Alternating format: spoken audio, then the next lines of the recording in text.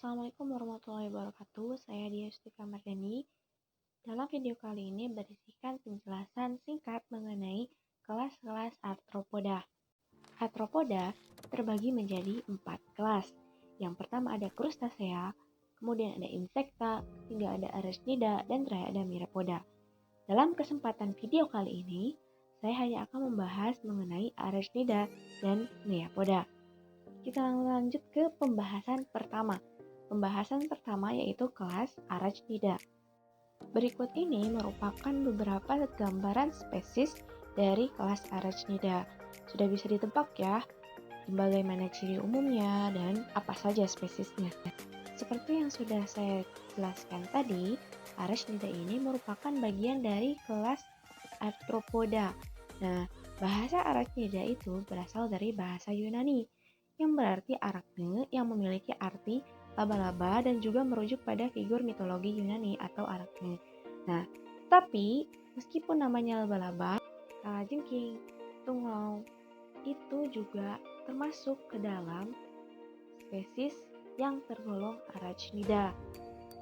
Dalam kelas Arachnida itu terbagi lagi menjadi beberapa ordo. Yang pertama ada ordo Scorpionida. Scorpion. Nah, mendengar kata Scorpion itu memiliki arti kalajengking. Jadi ordo Scorpionida itu adalah spesies-spesies kalajengking. Kemudian yang kedua ada Arachnoida. Kalau ordo Arachnoida itu bunyinya terdengar seperti arachne. Nah, berarti ordo Arachnoida ini memiliki arti spesies-spesies laba-laba. Jadi dalam ordo ini adalah berisikan spesies-spesies laba-laba. Kemudian pembahasan terakhir di kelas Arachnida yaitu ordo Acarina. Nah, untuk ordo Acarina yaitu adalah termasuk jenis-jenis spesies tungau putu. Oke, kita ke pembahasan pertama pada kelas Scorpionida. Nah, pertama ada ciri umum Scorpionida. Bisa dilihat dari gambar sebelah kanan, Scorpionida itu memiliki ciri khas yaitu sengat. Sengat ini menggantung pada bagian ekor kalajengking yang memiliki fungsi sebagai pertama, alat untuk perlindungan diri, dan yang kedua yaitu sebagai alat untuk melumpuhkan mangsanya.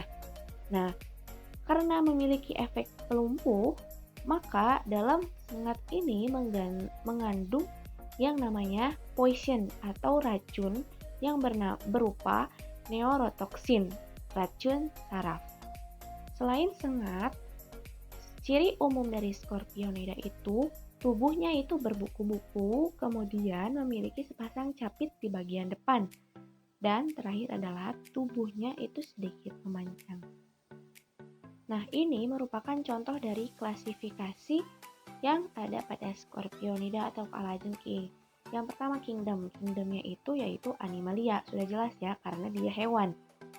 Filumnya Arthropoda, subfilumnya Selicerata, kelasnya Arachnida, ordonya Scorpid, dan ini merupakan spesies dari kalajengking raksasa. Jadi gambar di samping kiri ini merupakan spesies kalajengking raksasa.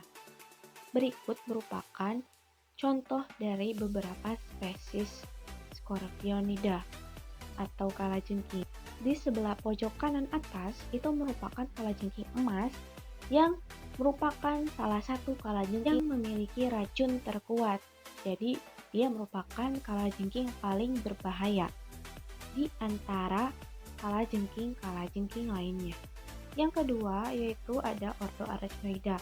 Nah, ordo Arachnoida ini merupakan ordo yang unik karena dia bisa membentuk sarang dari jaring dengan benang-benang sutra karena mempunyai spinneret. Jaring-jaring ini terbuat dari protein cair yang akan memadat ketika bertemu dengan udara. Nah, karena dia terbentuk dari protein, jaring-jaring ini bisa menjadi makanan cadangan kembali untuk laba-laba. Berikut merupakan bagian-bagian struktur anatomi dari laba-laba. Dan ini merupakan beberapa contoh dari spesies laba-laba seperti tarantula dan laba-laba serigala yang berada di pojok kanan bawah. Tidak semua laba-laba membuat jaring untuk sarangnya. Ada beberapa spesies laba-laba seperti laba-laba serigala dengan tarantula. Spesies ini tidak membuat sarang dengan jaring laba-laba, melainkan hanya dengan berpindah-pindah dari satu semak-semak lain ke semak-semak lainnya. Untuk laba-laba serigala sendiri, dia memangsa mangsanya tidak dengan cara menjebak dengan jaringnya, melainkan dengan cara mengejarnya. Berikut merupakan gambar dari siklus hidup laba-laba.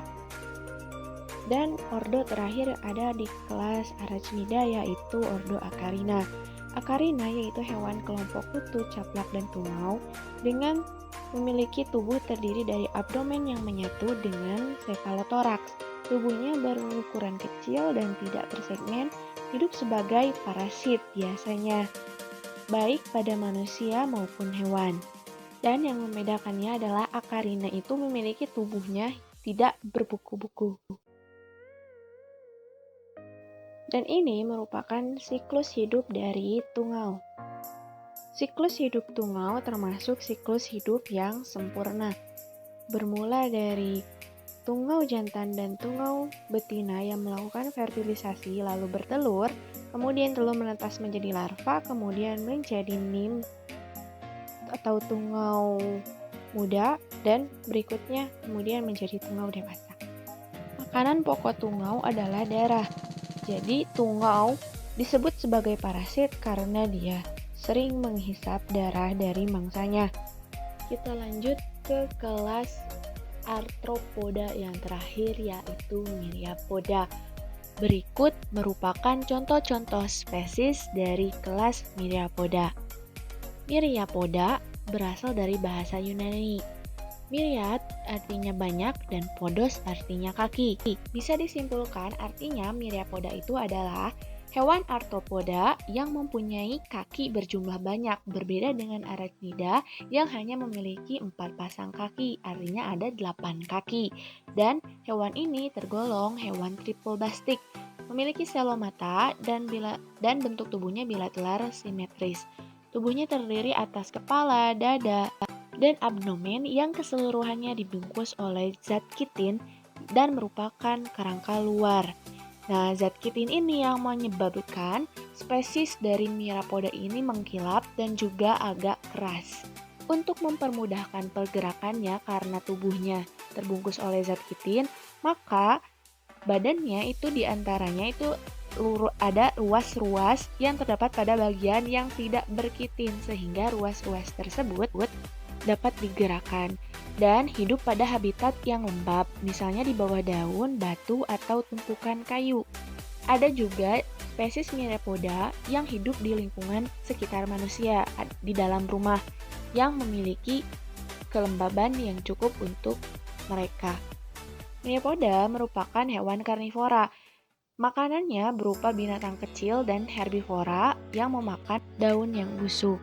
Nah, untuk myriapoda yang tinggal di lingkungan manusia yang ada di dalam rumah itu memiliki keuntungan karena myriapoda yang tinggal di sekitar manusia itu akan membasmi hama-hama yang biasanya ada di rumah seperti serangga-serangga.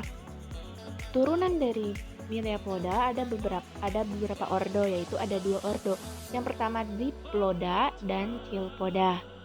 Yang pertama ada ordo Diploda. Dengan memiliki ciri umum, bentuk tubuhnya silindris, panjang dan bersegmen. Tubuhnya terdiri atas cephalothoraks yang pendek dan perut yang panjang. Pada bagian ventral abdomen, setiap segmen terdapat 2 pasang kaki, sedangkan pada larva hanya terdapat sepasang kaki di setiap segmen. 2 pasang spirakel terdapat di setiap segmen tubuhnya. Pada kepala terdapat sepasang antena pendek. Dan Diploda ini cara berkembang biaknya adalah dengan bertelur atau termasuk hewan ovipar. Makanannya berupa tumbuhan atau sisa-sisa tumbuhan Contoh dari Diploda itu spesiesnya adalah kaki seribu. Kaki seribu berjalan lambat apabila terganggu. Diploda segera menggelungkan tubuhnya seolah-olah mati dan ini merupakan cara bertahan hidupnya. Kemudian dia bernafas dengan trakea. Berikut merupakan siklus hidup dari kaki seribu. Untuk berkembang biak, kaki seribu meletakkan telur-telurnya di dalam tanah. Kemudian nanti menetas menjadi larva, dan uniknya kaki seribu dalam bentuk larva itu tidak langsung memiliki banyak kaki, melainkan hanya 3 pasang kaki seperti yang telah saya sebutkan di awal. Nanti setelah masa pertumbuhan dari larva menuju kaki seribu dewasa, baru dia akan memiliki banyak kaki.